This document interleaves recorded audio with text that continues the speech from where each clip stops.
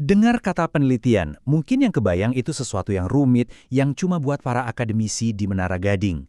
Tapi, gimana kalau saya bilang penelitian itu sebenarnya adalah sebuah petualangan. Petualangan buat nemuin hal-hal baru dan kita semua, sadar atau enggak, sering melakukannya. Yuk kita mulai aja perjalanannya bareng-bareng. Nah, untuk pembahasan kita kali ini, kita bakal pakai buku-buku ajar metodologi penelitian ini sebagai peta kita. Anggap aja ini panduan kita buat ngertiin dasar-dasar dari perjalanan seorang peneliti. Semuanya itu selalu berawal dari sini kan, rasa penasaran. Itulah percikan api yang bikin semua penelitian dimulai. Jadi, begitu Anda bertanya, kenapa ya? Wah, sebenarnya Anda udah mengambil langkah pertama jadi seorang peneliti.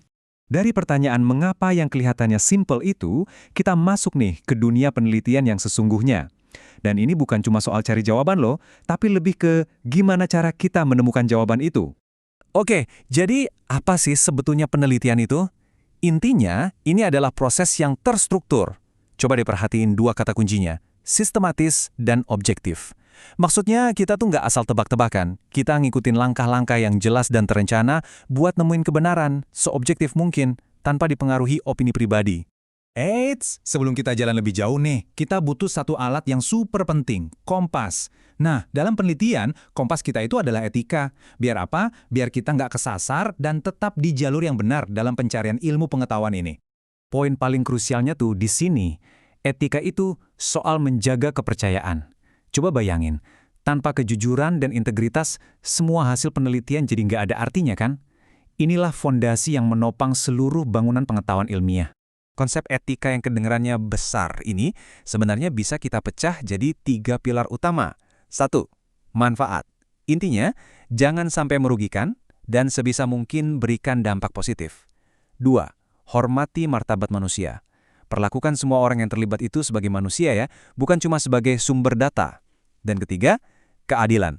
Perlakukan semua orang secara adil. 3 hal ini nih yang jadi panduan moral setiap peneliti. Oke, kompasnya udah di tangan. Sekarang kita mau kemana? Setiap petualangan kan butuh tujuan. Nah, dalam penelitian, tujuan itu adalah masalah penelitian. Inilah teka-teki yang mau kita pecahkan. Wah, saya suka banget definisi ini. Simple tapi kena. Jadi penelitian itu pada dasarnya soal ngelihat dunia apa adanya. Terus kita bandingin sama dunia yang seharusnya atau yang kita harapkan. Nah, celah atau kesenjangan di antara keduanya itu, disitulah ladang penemuan kita berada. Tapi, ya, nggak semua pertanyaan itu bisa jadi pertanyaan penelitian yang bagus. Ada syaratnya. Pertanyaannya harus jelas, nggak ambigu, terus harus bisa dijawab pakai data, harus nyambung juga sama ilmu yang udah ada sebelumnya. Dan yang paling penting, jawabannya nanti harus bisa ngasih kita sesuatu yang baru. Nah, setelah kita punya pertanyaan, sekarang kita harus milih nih, mau lewat jalan mana buat nemuin jawabannya. Di dunia penelitian, secara umum ada 2 jalan utama yang bisa kita tempuh. Masing-masing punya pemandangan dan kendaraannya sendiri. Gini deh, cara gampangnya. Kalau penelitian kualitatif, itu fokusnya gali lebih dalam buat ngerti kenapanya. Apa sih makna di balik sebuah peristiwa? Beda lagi sama kuantitatif, yang fokusnya ke angka dan pengukuran. Ini soal menjawab berapa banyak atau seberapa sering. Yuk, kita bedah dikit lagi. Penelitian kuantitatif itu biasanya mulai dari sebuah teori, terus diuji pakai angka-angka. Ini namanya pendekatan deduktif. Sebaliknya, kualitatif itu berangkat dari pengamatan, dari kata-kata, dari gambar, buat ngebangun sebuah teori baru. Ini namanya induktif.